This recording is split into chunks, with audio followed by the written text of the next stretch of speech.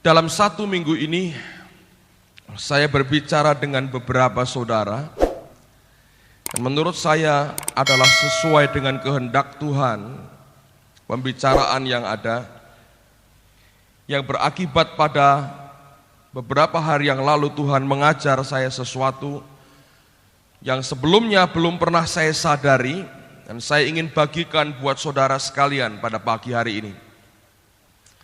Saya berjumpa dengan beberapa saudara yang selama ini menurut saya adalah teman-teman yang mulai peka atau sudah peka mendengar suara Tuhan.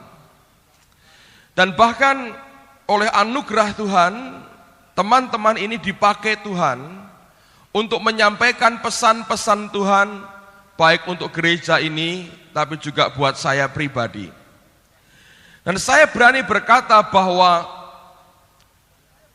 hampir sempurna apa yang mereka katakan itu hampir sempurna, karena kemudian setelah waktu berlalu, pesan-pesan yang mereka sampaikan itu memang menjadi kenyataan dan bahkan menguatkan akan hidup saya secara luar biasa.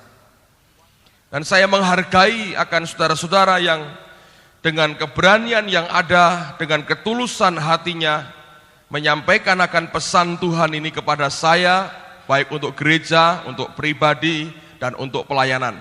Dan orang-orang seperti ini sangat dibutuhkan dalam pekerjaan Tuhan dan dalam tubuh Tuhan. Tetapi yang kami bicarakan dalam minggu-minggu ini bukan pesan Tuhan yang seperti biasanya, tetapi ada semacam keluhan yang jujur mereka katakan, dan kejujuran ini membuat sebetulnya kita diberkati sekali, karena dengan kejujuran itu akan membuat kita terbuka sekali, dan ini membuat kita mengerti apa yang kita butuhkan. Dengan jujur mereka mengajukan akan berbagai macam pertanyaan yang bersangkut paut dengan kepentingan mereka sendiri. Dan pertanyaannya juga sederhana, Pak, tolong doakan, apa kehendak Tuhan buat saya? Itu pertanyaan intinya. Dan kehendaknya dalam hal apa? Tentu dalam beberapa hal yang macam-macam, masing-masing sesuai dengan keadaan dan kebutuhan mereka. Tetapi intinya pertanyaan itu adalah doakan saya dan tanyakan Tuhan kalau perlu, apa kehendaknya buat saya pribadi. Dalam hal saya ini, kehendak Tuhan itu apa? Pada mulanya saudara, saya menanggapi dengan serius sekali dan sampai sekarang juga serius menanggapinya.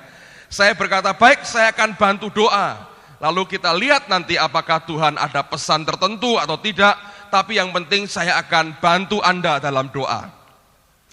Nah, hari Jumat yang lalu, pagi-pagi, Roh Kudus mulai bicara kepada saya, dan saya sharingkan kepada istri saya. Roh Kudus berkata begini, apakah kamu tidak memperhatikan akan kejanggalan ini? Sementara orang-orang yang sama menyampaikan pesan Tuhan buat gereja, buat kamu pribadi dan pelayananmu, buat teman-teman yang lain dengan begitu tajam. Mereka menyampaikan, oh Tuhan ada pesan begini. Tuhan memberi saya pengertian ini. Ada ayat buat Bapak ini, tolong dibaca. Oh Tuhan beri saya penglihatan begini. Atau yang lain lagi. Begitu luar biasa, semua yang mereka berikan, yang mereka katakan pesan Tuhan itu melayani kamu, memberkati kamu. Tetapi ketika mereka sendiri butuh kehendak Tuhan, buntu semuanya. Saya kaget saudara, karena itu sesuatu yang tidak pernah saya pikirkan sebelumnya. Dan kebetulan dalam satu minggu ini beberapa orang bicara dengan saya dengan kondisi yang sama. Sebagian teman-teman sendiri, sebagian dari gereja lain. Tapi saya tahu mereka sering kali dipakai Tuhan menyampaikan pesan Tuhan. Bahkan pesannya banyak sekali kadang-kadang. Dan memang tepat, saya bisa mengerti itu betul dari Tuhan. Karena realitanya kemudian seperti itu. Oke? Nah, saya merenungkan ketika Tuhan berkata begini, apakah kamu tidak melihat akan kejanggalan ini? Sementara mereka bisa menyampaikan pesanku untuk kamu, artinya pada saat itu kan mereka mendengar suaraku, mereka menerima sesuatu dari aku, lalu mereka sampaikan kepadamu, dan kamu diberkati sekali. Tetapi kenyataannya, waktu orang yang bersangkutan itu butuh kehendak Tuhan, bingung. Semua sistemnya breakdown, saudaraku. Mati semua dan kemudian tidak bisa apa-apa. Bahkan tidak tahu, bahkan seperti orang yang tidak pernah dengar suara Tuhan. Ketika mereka membutuhkan jalan keluar, ternyata apa yang biasanya mereka dapatkan, hari itu macet total. Lalu karena macet dan tidak bisa ada jalan keluar, datang kepada orang lain yang mereka anggap juga punya kemampuan atau kesanggupan atau anugerah untuk mendengar suara Tuhan. Lalu datang ke orang, tanya dong sama Tuhan. Biasanya dia yang menyampaikan pesan Tuhan untuk orang lain. Tapi waktu untuk kepentingan dirinya sendiri, itu semua sepertinya mati. Saya tidak tahu dengan yang lain, tapi ini kasus saya jumpai dalam seminggu terakhir ini. Nah, ketika itu saya berkata, Tuhan, lalu apa yang sebetulnya terjadi? Dan dia berkata begini, coba lihat juga akan orang-orang lain. Waktu mereka didatangi orang, dan orang itu menyampaikan keluhannya, counseling, tiba-tiba dia bisa memberikan nasihat-nasihat yang berasal daripadaku. Lalu kemudian nasihat itu dikerjakan, hasilnya luar biasa. Lihat, tetapi ketika dia sendiri butuh nasihat, tidak bisa dia mendengar nasihat yang dari Tuhan itu. Lihat akan orang-orang lain. Mereka melayani aku dengan luar biasa. Mereka menyampaikan pesan firman Tuhan lewat mimbar. Tapi ketika pesan Tuhan untuk dirinya dia butuhkan, sepertinya semua tertutup dan tidak dapat apa-apa. Lalu saudara, orang-orang lain melihat, loh orang ini kok munafik. Dia bisa ngomongin seperti itu, tapi untuk dirinya sendiri, dia nggak mampu mendapatkan hal seperti yang dia katakan. Lalu membuat banyak orang mulai kecewa dan mempertanyakan. Nah, dengarkan apa yang Tuhan ajarkan. Saya mau bagikan buat saudara pada pagi hari ini. Saya nggak pernah memikirkan ini sebelumnya. Ketika tiba-tiba Tuhan buka pikiran saya. Lalu ketika itu hari Jumat pagi saya di mobil, saya berdoa ngomong gini, Tuhan, lalu sebetulnya ini kenapa kok bisa begitu? Untuk orang lain bisa, untuk dirinya nggak bisa. Dengar. Roh Kudus berkata begini, anak-anakku itu yang menyampaikan pesan-pesan buat orang lain, itu sebetulnya mereka itu tinggal atau menjalankan sesuatu dalam area yang namanya area karunia roh, gift, karisma, karunia, nubuat, menasehati, memberi, membagi-bagi. Pernah lihat dan dengar banyak orang yang punya karunia membagi-bagi atau memberi? Dia memberkati begitu banyak orang, ketika dia sendiri problem dengan masalah harta, tidak bisa menemukan jalan keluar. Ada orang yang karunianya menasehati, ketika dia sendiri butuh nasihat, tidak pernah bisa dengar dari Tuhan langsung apa yang dia butuhkan. Ketika ada orang bisa bernubuat, tapi ketika dia mencari kehendak Tuhan, dia bingung apa yang Tuhan katakan. Lalu dia cari hamba Tuhan lain supaya dinubuati. Ini kan kacau semua, saudara. Roh Kudus berkata, sesungguhnya teman-teman itu, saudara-saudara itu adalah orang-orang yang beroperasi dalam area yang namanya gift atau karunia. Dan sifat utama karunia itu selalu untuk orang lain. Namanya saja karunia, gift, pemberian. Jadi sifatnya memberi, memberi, memberi. Tidak pernah untuk diri sendiri. Misalnya begini. Oh, saya mau memberikan Alkitab ini untuk saya sendiri. Ya nggak bisa, saudara. Ini namanya beli. Ngerti? Bukan memberi, tapi beli. Kalau saya berikan Alkitab ini kepada Hengki misalnya, saya memberi ke dia. Tapi kalau saya memberikan Alkitab ini kepada diri saya sendiri, itu namanya memberi, saudara. Itu namanya beli, bukan memberi. Ngerti? Kalau karisma, kalau anugerah, kalau gift, kalau karunia, itu sebetulnya kita dari dalam ini, Tuhan memberikan lewat kita berikan kepada orang lain. Nah, ini yang bahaya sekali. Sementara orang tinggal dalam areal karunia, ternyata dia sendiri tidak punya hubungan pribadi yang kuat dengan Tuhannya. Makanya orang salah mengerti.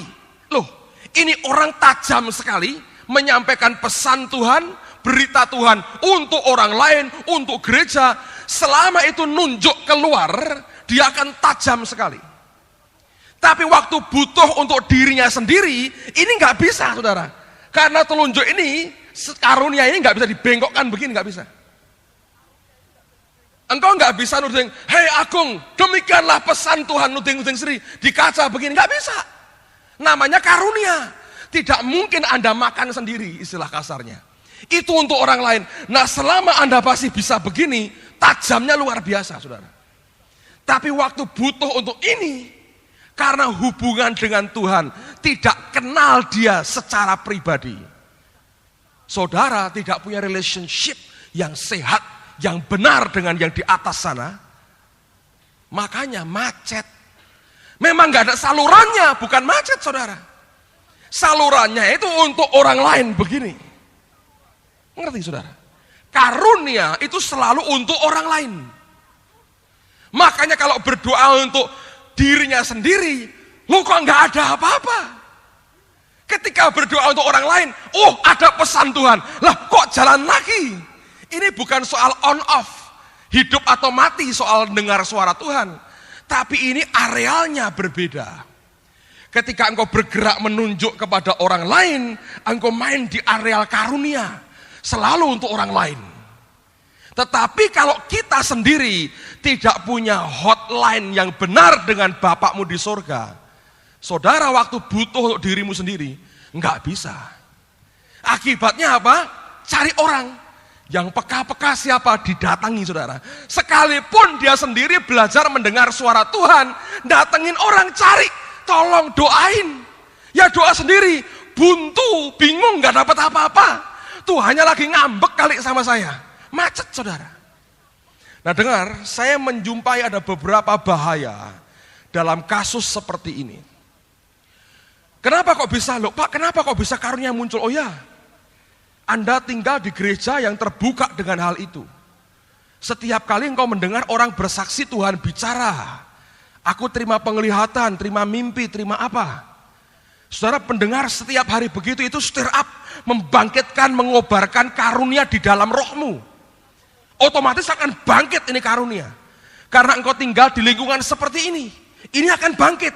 Tapi ini karunia hanya berfungsi untuk orang lain. Nah bahayanya apa, saudara? Yang pertama, saudara akan mengalami yang namanya rapuh di dalam. Kropos dalamnya. Karena Anda sudah memberikan nasihat banyak orang, Tuhan bicara loh.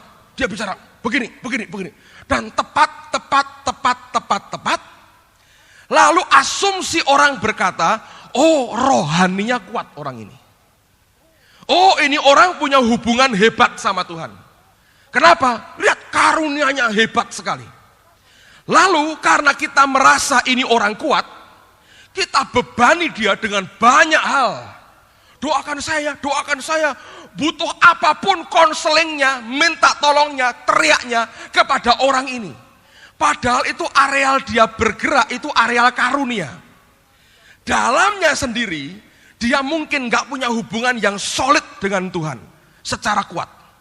Akibatnya apa? Dalamnya rapuh, beban yang ditindihkan dalam hidupnya terlalu berat. Nah, orang ini ketika dia kena persoalan, dia goyang dan tiba-tiba ambruk semua, saudara. Dia bisa ngerjain yang di luar hebat, tapi dalamnya sebetulnya keropos. Kalau kita hanya ngejar dan bergerak dalam areal karisma. Nah, oleh karena itu dengar apa yang Paulus katakan. Coba buka dalam 1 Korintus pasal 9 ayat yang ke-27. Tetapi aku melatih tubuhku dan menguasainya seluruhnya. Supaya apa? Supaya sesudah memberitakan Injil kepada orang lain, dia nyampaikan berita ini kepada orang lain, jangan aku sendiri ditolak. Nah, kan aneh. Bisa ngelayani orang lain, dirinya sendiri ditolak Tuhan. Kenapa? Karena karunia selalu membawa telunjuk kita ini kepada orang lain, saudara. Tapi tidak pernah kita belokkan untuk kepentingan kita sendiri. Untuk engkau mengerti kehendak Tuhan, saudara harus punya hubungan yang benar, yang pribadi, yang intim, yang sehat dengan Tuhanmu. Dan itu beda dengan gift, dengan karunia. Kenapa orang karismatik banyak jadi batu sandungan? Karena mereka bergerak dalam areal karunia untuk orang lain, tapi karunia itu tidak pernah bisa kerja untuk dirinya sendiri. Dia bisa nasihati orang begitu banyak, tapi dia sendiri tidak mau dengar nasihat Tuhan. Karena sebetulnya dasarnya hubungannya dengan Tuhan tidak sehat, saudara. Makanya terus terang saya berani berkata pada saudara, gereja yang membawa jiwa-jiwa baru langsung dalam pelayanan, gereja itu sedang membunuh akan domba-domba Tuhan perlahan-lahan. Gereja kalau membawa akan jiwa-jiwa baru langsung dalam pelayanan, dengan motif supaya jangan pindah gereja lain, dengan motif supaya jangan hilang, saya beritahu saudara, engkau sedang dibunuh perlahan-lahan. Karena tiba-tiba engkau diajar untuk memberi kepada orang lain, tanpa dasar hubunganmu dengan Tuhan diberi dasar yang kokoh dulu. Saudara, satu kali engkau akan runtuh. Saya lihat ada banyak orang, begitu statusnya di luar dalam masyarakat itu menengah ke atas, begitu bertobat naik mimbar, dia sudah khotbah di mana-mana. Dia bisa khotbah, dia bisa bicara, tidak menjamin dia punya hubungan yang baik dan solid dengan bapaknya. Dan waktu dirinya kena persoalan pribadi, runtuh dalam sekejap, saudara. Saya dengar kesaksian di satu kota. Ada satu pengerja gereja, pengusaha yang di luar suksesnya luar biasa. Nah, pengusaha ini kerja di banyak pekerjaan Tuhan dan hebat sekali. Tapi tiba-tiba orang mendengar dia runtuh, utangnya banyak, dan main kuasa gelap. Tanpa ada orang-orang Kristen lain bisa mendeteksi pada waktu itu. Saudara bisa bayangkan, kenapa sampai dia main kuasa gelap? Dia frustrasi dengan persoalannya tidak pernah selesai. Akhirnya cari kuasa gelap untuk nolong dia. Hasilnya apa? Runtuh sama sekali. Dan waktu kebongkar, semua malu. Kenapa kita bisa kecolongan? Menurut saya bukan kecolongan, tapi gereja itu sendiri yang menciptakan keadaan seperti itu. Anda ngerti? Kalau kita hanya bergerak dalam areal karunia, Anda akan nudingi orang terus. Saudara akan terus ngomongin orang. Belum tentu engkau punya hubungan yang solid. Paulus berkata, jangan sampai kalau aku sudah memberitakan Injil kepada orang lain, nanti aku sendiri akan ditolak oleh Tuhan. Saudara, ini basic sekali, ini dasar sekali. Kalau kita bisa memahami akan hal yang satu ini, dasar kita akan solid, dasar kita akan teguh. Tidak lagi ada kekhawatiran, tidak lagi ada pertanyaan, mengapa ketika aku membutuhkan akan Tuhan, sepertinya tidak ada jawaban sama sekali. Ini yang pertama. Bahaya kedua, dengar saudara. Kalau kita hanya bergerak dalam area karunia, itu membuat hidup kita terbiasa nunjuk orang lain. Padahal sebetulnya yang paling membutuhkan itu siapa? Ya masing-masing kita dengan Tuhan. Nah, kebiasaan begini terus lama-lama akan membuat saudara jadi orang yang punya perasaan innocent, tidak bersalah, padahal hidup dalam dosa. Nah, ini membuat hidup kita jadi bebal, saudara. Kita bisa nasihati orang, kita bisa melayani orang, kita bisa memberi, kita bisa berkorban, kita bisa bernubuat, kita bisa apapun juga, melayani orang, doakan orang sakit sembuh, mujizat terjadi, tetapi hidupnya sendiri bebal di depan Tuhan. Nah, saya baru bisa mengerti jelas akan apa yang Tuhan katakan. Coba buka Matius pasal yang ke-7. Matius 7, lihat pada ayat yang ke-21, 22, dan 23. Matius 7, mulai 21. Bukan setiap orang yang berseru kepadaku, Tuhan, Tuhan, akan masuk ke dalam kerajaan surga, melainkan dia yang melakukan kehendak Bapa-Ku yang di surga. Pada hari terakhir banyak orang akan berseru kepadaku, Tuhan, Tuhan, bukankah kami bernubuat demi namamu, dan mengusir setan demi namamu, dan mengadakan banyak mujizat demi namamu juga? Pada waktu itulah aku akan berterus terang kepada mereka dan berkata, aku tidak pernah mengenal kamu. Kata mengenal dari kata Yunani ginosko yang artinya to know by experience. Mengenal oleh karena pengalaman bergaul, berjalan bersama dengan dia. Bukan pengetahuan di otak, tapi pengetahuan karena kita bergaul dengan Tuhan.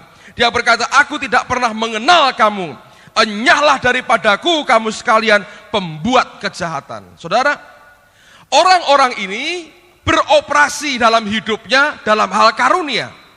Namun dia tidak pernah punya hubungan persahabatan, hubungan yang sehat dengan Tuhan yang di surga. Nah, akibatnya apa? Tetap dia bisa jalan dalam hal karunia, tapi hidupnya tidak berkenan di hadapan Tuhan. Kenapa saya sering kali tanya dengan banyak orang yang mengalami berbagai macam manifestasi, yang kamu rasakan apa? Yang kamu terima dari Tuhan apa? Saya ingin tahu apakah sekedar itu bergerak dalam karunia, atau sebetulnya ada sesuatu yang dalam yang sedang Allah kerjakan. Saya akan cukup puas kalau saya mendengar saudara bersaksi ada sesuatu di dalam yang Tuhan kerjakan. Saudara, dengarkan baik-baik. Banyak orang Kristen akan terpancing, terpikat untuk melihat akan gerakan Tuhan, manifestasi Allah yang luar biasa, dan segala macam karunia yang kita perhatikan. Tetapi kalau kita sendiri tidak punya hubungan pribadi dengan Tuhan yang sehat dan kuat, saudara satu kali akan kaget sekali ketika dia berkata, aku tidak kenal engkau. Engkau orang yang jahat, kata Tuhan. Dan dia berkata, aku tidak pernah kenal dengan engkau. Kamu melakukan perbuatan-perbuatan yang jahat. Nah, dengarkan baik-baik saudara. Jangan banyak orang, oh saya kagum sama ini Pak. Waduh, karunianya begini. Jangan kagum dengan karunia orang. Kagumi Tuhanmu. Dan miliki akan hubungan yang kuat, yang solid dengan dia. Sebab pada waktu engkau mulai kenal dia sebagai pribadi, dan engkau mengenal dia dalam hubunganmu yang sehat dengan dia, dengan Tuhanmu, saudara akan mulai mengerti akan perasaannya, engkau akan mampu mengerti akan pribadi dan karakternya. Kalau kita tidak mengenal dia dengan baik, hubungan pribadimu dengan dia tidak sehat, engkau hanya bergerak dalam areal karunia, engkau hanya berkata Tuhan bicara, Tuhan bicara, Tuhan bicara, Tuhan bicara. Satu kali tiba-tiba engkau akan runtuh karena engkau sendiri tidak mau bertobat dari dosamu. Saya beri contoh saudara. Kalau Anda baca dalam Hakim-Hakim, ada seorang hakim yang karunianya menurut saya paling powerful. Namanya Simpson. Saudara tahu? Orang yang begitu dahsyat disertai Tuhan, dipakai Tuhan. Waktu Tuhan meninggalkan dia, Simpson tidak tahu, saudara. Ini artinya orang ini sudah nggak peduli sama sekali dan tidak ada jalinan batin dengan Tuhannya. Orang kalau punya hubungan batin dengan Tuhan kuat dalam rohnya, ketika Tuhan tinggalkan dia segera tahu. Karena Tuhan pergi dengan hati yang duka sekali. Tapi kalau orang tidak punya hubungan dekat dengan dia tinggalkan saudara, engkau tidak tahu. Di Amerika beberapa hamba Tuhan dipakai Allah luar biasa, mati mendadak, dilihat mulutnya bau alkohol. Kok bisa? Dia hanya bergerak dalam areal karunia, hubungan pribadinya dengan Tuhan kecil sekali, seperti Simpson persis. Dia hanya teriak kepada Allah waktu butuh, bukan sebagai hubungan yang baik. Waktu mau mati kehausan, dia teriak, Allah beri air. Dan baru terakhir, ketika dia berseru, dia berkata, lihat akan aku Tuhan. Hatinya mulai bertobat, Allah kembalikan kekuatannya sekali, dan langsung dia mati. Saudara, ini loh bahayanya. Saya mau katakan sebagai peringatan buat setiap kita. Jangan terpikat dengan karunia. Jangan hanya ingini mendengar suara Tuhan untuk bisa disampaikan kepada orang lain. Tapi ingini suatu hubungan pribadi dengan Tuhan yang sehat, yang membuat engkau bisa mengerti akan hatinya, engkau bisa meraba keinginannya, engkau bisa meraba akan hatinya. Pada waktu itu engkau akan tahu perasaannya. Itu akan mempengaruhi seluruh kehidupanmu, cara berpikirmu, cara bicaramu, cara bertindak saudara akan beda sama sekali. Kenapa? Karena engkau mulai mengerti akan perasaannya. Pada waktu engkau mengerti akan perasaannya, saudara akan bisa menyenangkan akan hatinya. Engkau bisa terus berkarunia luar biasa, tapi dasarmu solid karena engkau memahami akan perasaan dan memahami akan hatinya. Dengarkan baik-baik. Kita mengalami kejadian yang luar biasa hari Minggu sore yang lalu. Tempat ini penuh sekali. Saya merasakan Tuhan hadir. Tapi ketika kami mulai melayani, saya ngerti saudara, itu berkat seperti terkendala, diblokir. Saya bingung sekali. Kenapa nggak bisa nembus sampai ke jemaat? Diblokir. Sampai akhirnya jam 7:30 kira-kira. Saya ngerti kita nggak bisa terima lebih daripada apa yang ada. Oh ya, Tuhan kerja. Dan banyak orang di jamaah Tuhan di depan. Sebagian dari Anda mungkin tidak pernah tahu itu, tapi saya ngerti itu seperti diblokir. Dan saya bergumul, Tuhan, apa yang harus aku buat? Saya bisa paksakan lagi yang keluar ke dagingan saya. Dan saya ngerti ini nggak bisa nembus sampai ke belakang. Dan akhirnya saya akhiri kebaktian hari Minggu malam yang lalu. Dalam hati saya tahu belum selesai. Dan sebetulnya Tuhan duka, saudara. Saya ke kantor saya ganti pakaian karena basah kuyup. Biasanya saya berdoa sebentar sebelum saya turun kembali. Tapi saat itu Tuhan berkata, turun. Saya turun. Di sini masih ada beberapa puluh teman yang belum pulang. Saya bicara ke beberapa saudara, saya berkata, ini begini diblokir, saya bilang. Dan waktu kami bicara begitu, saya ngerasakan Tuhan begitu kuat dalam ruangan ini. Lalu kumpul, teman-teman pada kumpul semua, tanpa disuruh bisa ngumpul sendiri kira-kira 45 anak atau 50 orang. Lalu kemudian saya berkata begini, ini Tuhan masih ada loh. Kita ambil gitar nyanyi, jadi ini saya bilang. Nah, banyak orang tertawa, terus saya bilang ambil gitar. Nah waktu nyembah Tuhan, hadirat Tuhan turun. Beberapa orang di jamaah Tuhan dia nangis. Saya lihat beberapa orang jerking. Tuhan suruh saya numpangi tangan seorang teman. Dia jatuh ke bawah. Terus Roh Kudus berkata begini, suruh mereka gandeng tangan. Bukan buat lingkaran tapi hanya gandeng tangan. Karena itu enggak teratur lingkarannya. Pokoknya asal kanan kirinya ada orang gandeng tangan. Dan dia beri saya penglihatan begini. Seperti air yang berputar kuat sekali. Tapi air ini membersihkan. Tahu, kayak nyemprot kuat, mutar tapi ini membersihkan, saudara. Dia berkata, waktu mereka nanti gandeng tangan, aku akan bersihkan mereka. Dan luar biasa, saudara bisa tanya mereka, kami gandeng tangan, nggak ada orang bahasa roh, nggak ada orang nengking dalam nama Yesus, nggak ada orang numpangi tangan, semua gandeng tangan. Begitu gandeng tangan, saya lihat air itu mulai mutar, dan waktu saya lihat air itu mulai mutar, banyak orang pelepasan, saudara.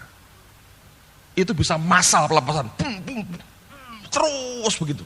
Sekian menit itu pelepasan tanpa orang tengking. Dan beberapa orang bersaksi, Tuhan membuat pembersihan yang luar biasa. Luar biasa.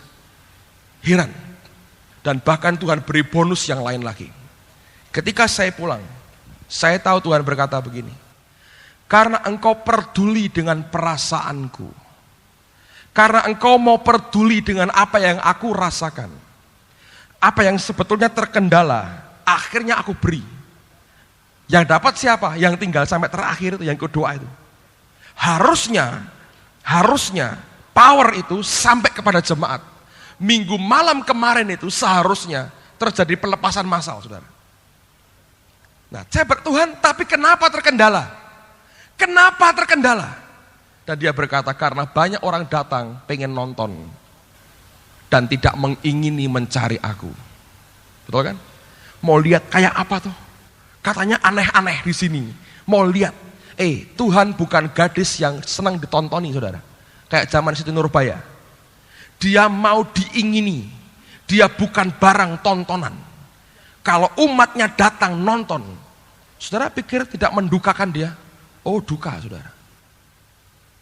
Dan waktu dia duka, itu membuat kendala sendiri. Yang berkatnya nggak bisa nembus sampai ke jemaat. Tapi kalau ada orang-orang yang mulai ngerti perasaannya, dan diizinkan apa yang masih ada itu diturunkan, hasilnya luar biasa. Menurut saya, selama saya melayani ini, pertama kali saya lihat orang gandeng tangan, tiba-tiba pelepasan semua. Saya melihat itu anugerah Allah yang luar biasa. Dengar baik-baik. Saudara bisa gerak dalam area karunia. Engkau bisa memberitahu orang begitu banyak. Tapi selama engkau tidak punya hubungan pribadi yang sehat dengan dia, dan tidak belajar meraba, mengerti akan isi hatinya, mengenali akan pribadinya, saudara tidak akan pernah punya kekuatan hidup yang sebenarnya. Areal karunia itu tidak pernah menopang apapun dalam kehidupan kita.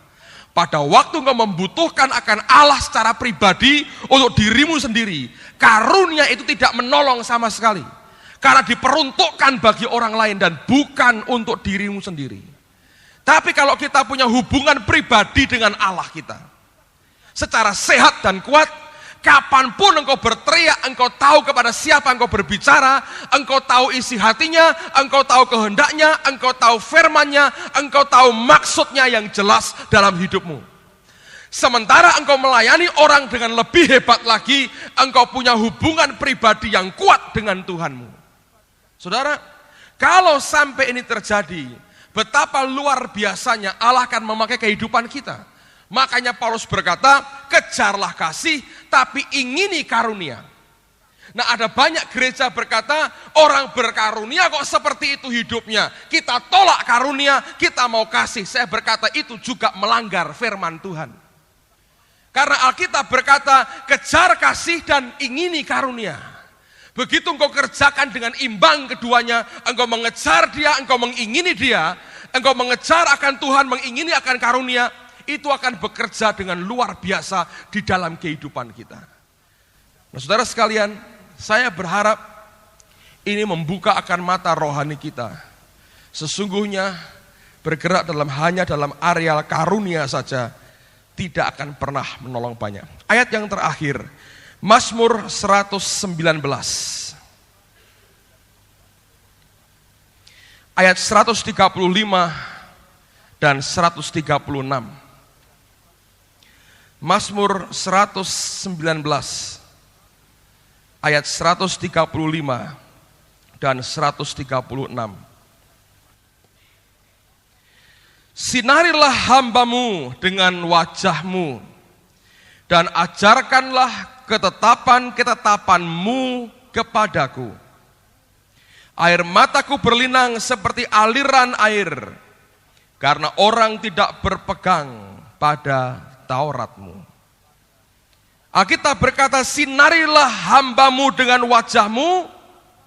Ketika dia mendapatkan akan wajah Allahnya, dia mencari akan wajah Tuhannya. Dia berkata, ajarkanlah ketetapan-ketetapanmu kepadaku. Yang ngajar siapa? Tuhan sendiri. Dia menjerit, dia minta Allah mengajar dia akan ketetapannya, yaitu hatinya, kehendaknya, pikirannya. Tuhan ajarkan itu, bukakan kepadaku. Pada waktu kita belajar melihat akan hatinya, meraba hatinya, mengerti perasaannya, memahami pikirannya. Pada waktu kita mulai mengenal dia, waktu kita bergaul dengan dia, kita baru bisa menangisi orang lain. Ini yang sehat, saudara. Hubungan kita dengan Tuhan dulu, baru biarlah karunia itu menyertai akan kehidupan kita. Paulus berkata, dia berkata, aku mengingini akan Tuhan, mengenal dia, baru kuasa kebangkitannya. Saudara, biarlah hidup kita didasari oleh karena pengenalan akan dia. Waktu kita bergaul bersama dengan dia, kita makin kenal siapa Tuhan kita.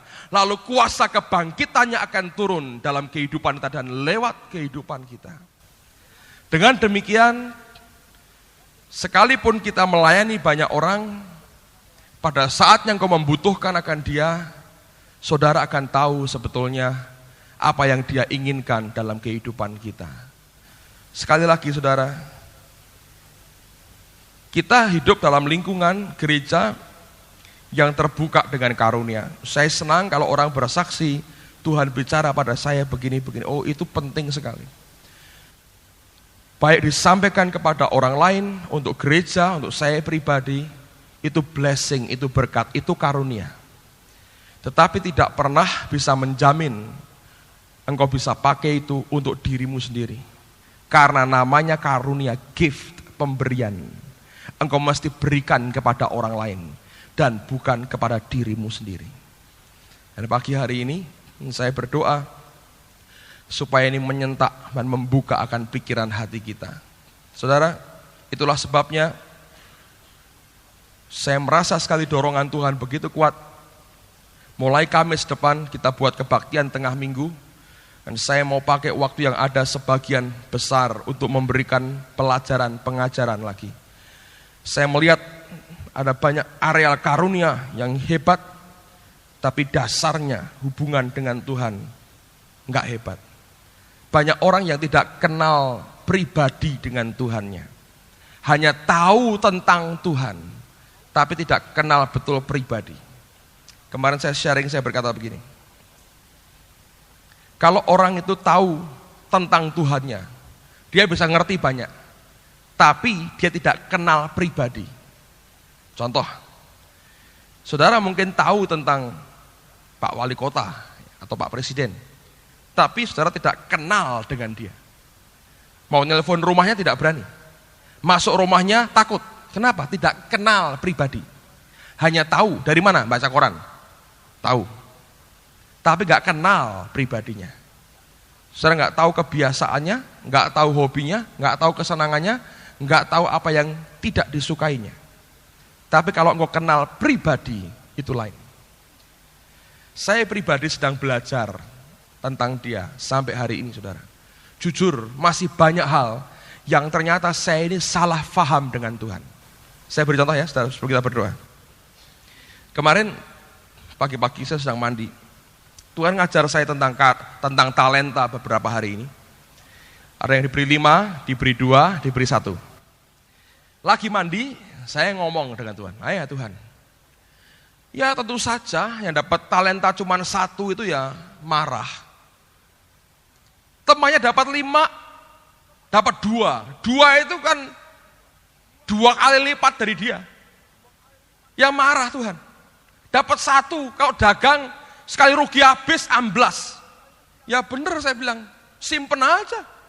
Ya toh? Ya dagang kalau 5, hilang rugi 1 masih punya 4. 2 sekali rugi masih 1. 1 rugi, bablas, utang malah. Bangkrut. Ya tentu aja, simpen aja udah. Daripada kurang lebih baik utuh. Tambah lumut, tambah kotoran, kembalikan. Kan Tuhan nggak rugi. Modal kembali. Saya bilang gitu. Cuma sedikit untuk apa? Yang ngamuk Tuhan. Coba diberi 5 semua, lain ceritanya. Saya berkata gitu. Nah, masih salah paham sama dia. Saya lihat banyak orang setuju dengan pandangan saya. Setuju, Pak. Ya, dapat kok siji tok gopo. Ya kan? 5 lumayan, 1 untuk apa? Kan begitu. Saudara tahu apa yang Roh Kudus katakan? Dia berkata begini. Dalam Injil Lukas, yang dapat 10 talenta merentah berapa kota? 10 kota Tuhan. Jadi 1 talenta equal sama dengan nilainya dengan apa? 1 kota.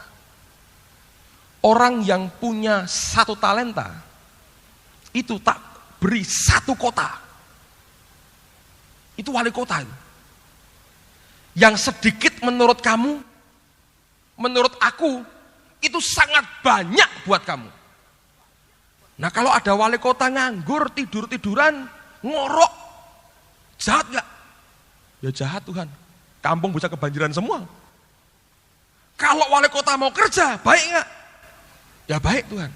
Nah itu, wali kota malas, tendang aja katanya. Ya diam. Jangan bantah-bantahan sama Tuhan dah saudara ya.